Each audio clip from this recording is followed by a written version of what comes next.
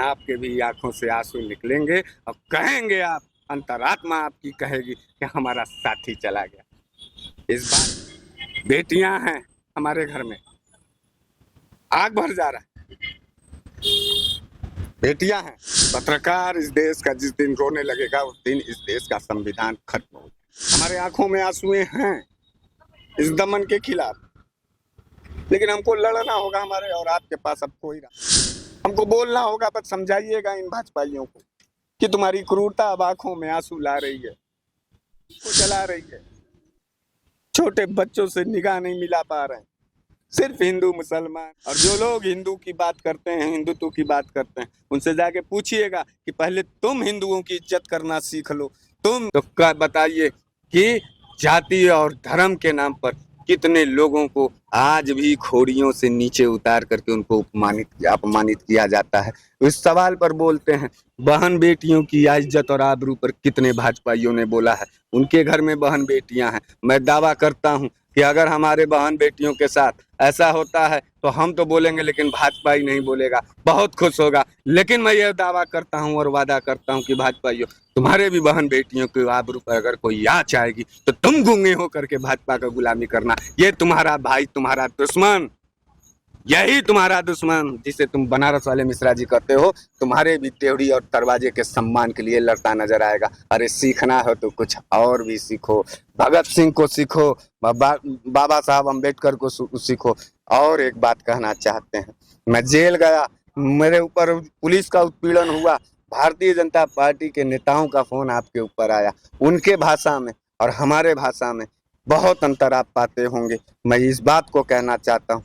और दूसरी बात, मुझे एहसास हुआ जेल में कि आज इस आजाद भारत के 70 साल में जब मैं दलित पिछड़ों और शोषित वंचितों का सामाजिक न्याय के लिए लड़ाई लड़ता हूं तो कितना अपमान झेलना पड़ रहा है, कितनी ज्यादा जेल के सलाखों के पीछे जाना पड़ रहा है। मैं फिर बाबा साहब के जीवनी पर जब नजर डालता हूँ, रूह कांप जाती है। उस दौर में कितना दमन हुआ होगा, उस दौर में कितना दमन हुआ होगा। ये वही सामंतवादी लोगों की पैदाइश है जो उस दौर में भी दलितों को अपमानित करते थे, पिछड़ों को अपमानित करते थे, अल्पसंख्यकों के साथ दुर्व्यवहार करते थे। आज वही उन्हीं का दूसरा नया वर्जन आ गया, भारतीय जनता पार्टी के लोग। और एक बात कहना चाहते हैं, कुछ लोग भ्रम फैला रहे हैं कि ठाकुर बाभन उच्च जाति के लोग बनारस वाले मिश्रा जी के विरोधी हैं। मैं वादा करता हूं, कोई भी उच्च जाति का, कोई भी अगर ठाकुर ब्राह्मण उच्च जाति का है और मेरा विरोध कर रहा है, उसके प्रोफाइल को चेक करिएगा, उसके विरासत में जा करके उसको चेक करिएगा, उसके जमीन को चेक करिएगा।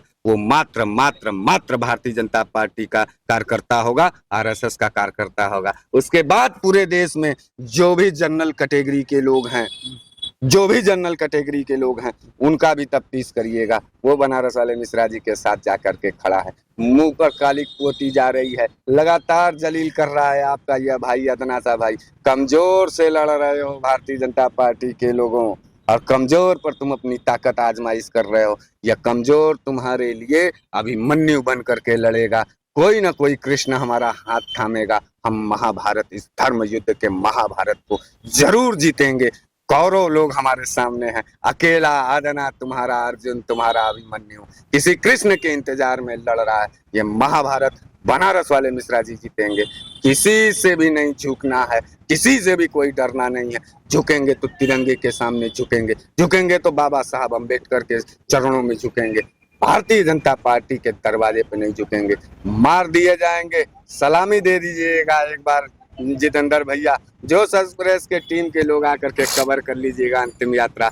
निश्चित कहता हूं कि जिस दिन चिता लगेगी हमारी, उस दिन आपके भी आंखों से आंसू निकलेंगे और कहेंगे आप, अंतरात्मा आपकी कहेगी कि हमारा साथी चला गया। इस बात को समझिएगा। बेटियां हैं हमारे घर में, आग भर जा रहा है। बेटियां हैं, रोइए मत। पत्रकार इस देश का जिस दिन रोने लगेगा उस दिन इस देश का संविधान खत्म हो जाएगा। हमारे आंखों में आंसुएं हैं इस दमन के खिलाफ, लेकिन हमको लड़ना होगा। हमारे और आपके पास अब कोई रास्ते नहीं। हमको बोलना होगा, बस समझाइएगा इन भाजपाइयों को कि तुम्हारी क्रूरता अब आंखों में आंसू ला रही है, दिल को जला रही है। छोटे बच्चों से निगाह नहीं मिला पा रहे हैं, सिर्फ हिंदू मुसलमान। और जो लोग हिंदू की बात करते हैं, हिंदुत्व की बात करते हैं, उनसे जाके पूछिएगा कि पहले तुम हिंदुओं की इज्जत करना सीख लो, तुम हिंदुओं को सम्मान देना सीख लो। भले वो कांग्रेसी हिंदू है, भले वो सपाई हिंदू है, भले वो बसपाई हिंदू है, भले वो किसी अन्य दल का हिंदू है, लेकिन अगर वो कुछ कह रहा है सरकारों के खिलाफ, तुम उसको माँ बहन की गाली दो, तुम उसको धर्म का विरोधी बताओगे। भाजपा का विरोधी मतलब धर्म विरोधी। इस धर्म की ठेकेदारी इन भाजपाइयों ने ले लिया। कोई बात नहीं है जितेंद्र भैया, आप एक ताकतवर साथी हैं और आप रोया मत। वाकई देखिए, कहना नहीं चाहिए, वाकई आज हम अंग्रेजों से, तो वाकई लोग कहते हैं ना कि अंग्रेज से हमें बहुत बड़ी आज़ादी मिलती है, लेकिन अब आज़ाद होकर भी हम आज़ाद नहीं है। ऐसे लोग अगर आते हैं, गरीब का घर का बेटा आता है और गरीबों के लिए आवाज़ उठाता है, आपके लिए आवाज़ उठाता है, तो उसे मारा जाता है, पीटा जाता है, और क्या होता है, उसके जख्मों को ऐसे उधोड़ दिया जाता है कि वो भूलना नहीं। जेल से आने के बाद, जेल में आपने 3 दिन 4 दिन काटे, क्या क्या उस पल आप सोच रहे थे, पब्लिक के प्रति, सरकार के प्रति, और लोगों के क्या याद रहा था उस वक्त, वो रातें, वो दिन, वो पल, वो कैसे आपने काटे होंगे? मिश्रा जी, थोड़ा सा हमारे दर्शकों। देखिए, आप लोगों का बहुत दुआ रहा हमारे साथ। मैं एक अच्छा आदमी, और अच्छा आदमी कहीं भी जाता है ना तो उसकी गुणगान होता है। आपको यकीन नहीं होगा, वहां जितने भी कैदी थे, जब मैं बैरक में अंदर घुसा, होड़ थी मुझे गले लगाने। कोई फल लेके आ रहा है, कोई खाना लेके आ रहा है, कोई अपना दरी बिछा रहा है। जेल की प्रताड़ना तो थी, लेकिन वहां हमारे अपने लोगों ने, मैं तो गया वहां पर, उनसे भी बात किया। मैंने उनको बताया कि देखो, भाजपा ने मुझे मात्र 151 में जेल भेज दिया। अपमान के खिलाफ मैं बोला था। मैं वहां गया, हजारों कैदियों से मिला, हजारों कैदियों से उनकी सवालों को समझा, उनके परिस्थितियों को समझा, और जेल जाना मेरे लिए एक नया अनुभव था। मैं सरकारी तंत्रों को समझने में बहुत सफल हुआ। आपको यकीन नहीं होगा, जिस समय मेरी रिहाई हो रही थी, लोग छूटने के लिए खुश होते हैं, मैं जमीन की कसम खा रहा हूँ, माँ धरती और इस सृष्टि की कसम खा रहा हूँ, एक शब्द भी झूठ नहीं बोलूँ। जिस वक्त मैं रिहाई के लिए मुझे बैरक से बाहर निकाला जा रहा था, उस वक्त मेरे सभी कैदी साथी मेरे हाथों को पकड़ करके सिर्फ एक वादा कर रहे थे, मिश्रा जी डरना मत,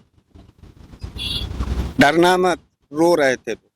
मैं पहला ऐसा कैदी था उस जेल का कि जब मैं बाहर निकल रहा था तो मैं खुद दुखी था, मेरे आंखों में आंसू थे। तो इस ताकत को ये नहीं समझ पा रहे हैं, ये सोच रहे हैं कि हम इनको जलील करके, बदनाम करके, गाली दे करके, मिश्रा जी को, मिश्रा जी अब बहुत, मेरे भाजपा के साथियों, बहुत आगे जा चुका है हालात, अब नहीं रोक पाओगे। हाँ, अब एक ऑप्शन है। देखिए, एक बात, हम एक आशंका भी आपके सामने बता रहे हैं। भारतीय जनता पार्टी ने गाली दिया, फेल हो गया, जलील किया, फेल हो गया, मुकदमा किया, फेल हो गया, जेल किया, फेल। अब एक रास्ता इनके पास बचा है, हमला, जानलेवा। अब मारने की कोशिश करेंगे, अब ये मारे। अभी शंका है आपको कि शंका मतलब... नहीं है, पूर्ण रूप से अब ये मार देंगे, अब ये मारेंगे, क्योंकि हम जो हालात देख रहे हैं, जो आक्रोश हम भारतीय जनता पार्टी के दिलों में देख रहे हैं, खास करके ठाकुर भाजपाई ठाकुर, और कोई ठाकुर नहीं, तमाम राजपूत परिवार के लोग थे जो मुझे आशीर्वाद दिए, मुझे गले लगे। लेकिन मैंने जब हमको कोई गाली दे रहा था, मैं उसका जब तफ्तीश कराया, मेरी टीम ने उसकी जांच की, तो वो भारतीय जनता पार्टी का पदाधिकारी थे। तो मैं सिर्फ भाजपाई ठाकुरों को कह रहा हूँ और भाजपाई ब्राह्मणों को कह रहा हूँ, ये अब हमसे पार नहीं पा रहा। अब ये हमारे ऊपर, हमको हमारी हत्या कराएंगे या मेरे ऊपर हमला करेंगे, और बाकी मेरी जीवन की सुरक्षा आज जैसे पत्रकार साथी हैं। सोचिए कौन होगा जो हमारी आवाज उठाएगा, कौन होगा जो हमारे लिए बोलेगा। अगर आज हम नहीं बोलेंगे तो समझ लीजिए कल आप पे भी ऐसे ही आक्रमण होगा और आप कुचले जाएंगे, दाबे जाएंगे, और कोई आवाज उठाने वाला भी नहीं होगा।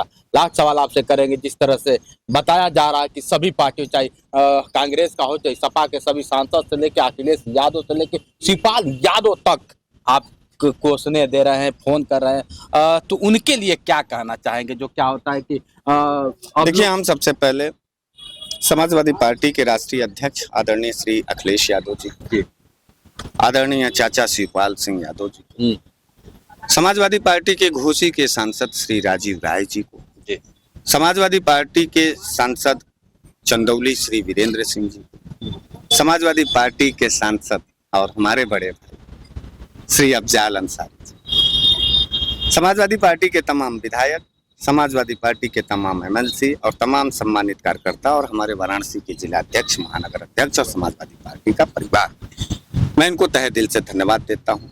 मैं कांग्रेस पार्टी के जिला इकाई और महानगर इकाई के अध्यक्ष और उनके कार्यकर्ताओं को धन्यवाद देता हूँ। अपना दल कमेरावादी के एकमात्र विधायक डॉक्टर पल्लवी पटेल जी को मैं उनको धन्यवाद देता हूँ और उनकी पूरी पार्टी, उनके जिला अध्यक्ष, उनके महानगर अध्यक्ष, वाराणसी का सब लोग संघर्ष कर रहे थे। मैं अधिवक्ता बंधुओं को, सैकड़ों अधिवक्ता बंधुओं को जो जिनसे मैं अभी तक नहीं मिल पाया, लेकिन वो लड़ रहे थे वहाँ एसीपी से और वहाँ के सीपी, यहाँ के सीपी से, यहाँ के कानून के लोगों से, मीडिया बंधुओं को जहाँ जिनसे मैं मिल भी नहीं पाया, वो अपनी आवाज़ हर देश में उठाते रहे। आप जैसे साथियों, हमारे आम जनता के लोगों, सबको हाथ जोड़ करके दिल से धन्यवाद देता हूँ।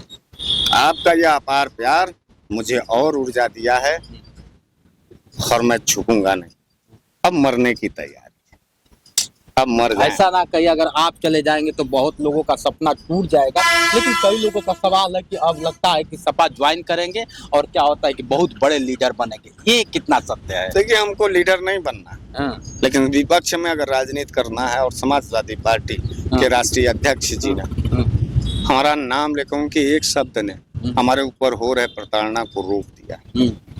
मैं अभी लखनऊ जाऊंगा, आदरणीय अखिलेश यादव जी को धन्यवाद करूंगा, पूरे समाजवादी पार्टी को धन्यवाद करूंगा।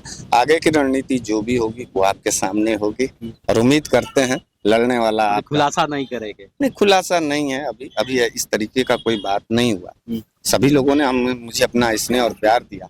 अभी तो हम सिर्फ इस संगठन, इस विपक्षी एकता को एक नजर से देख रहे हैं कि पूरा विपक्ष एकजुट होकर के इस बात का संदेश दिया पूरे उत्तर प्रदेश में कि सिर्फ हरीश मिश्रा के लिए नहीं, कोई भी ऐसा पत्रकार, कोई भी ऐसा स्वतंत्र नेता, यूथ नेता जो शासन और सत्ता के खिलाफ लड़ेगा, बोलेगा, वो पूरी तरीके से उसके लिए विपक्षी एकता एकजुट होगी और काम करेगी। सोचिए कितनी बड़ी बात है। और जेल से जिस तरह से जब से आए हुए हैं, सारी चीजों को आप देखें ना, और आज हमारे बीच में थे बनारस वाले मिश्रा जी।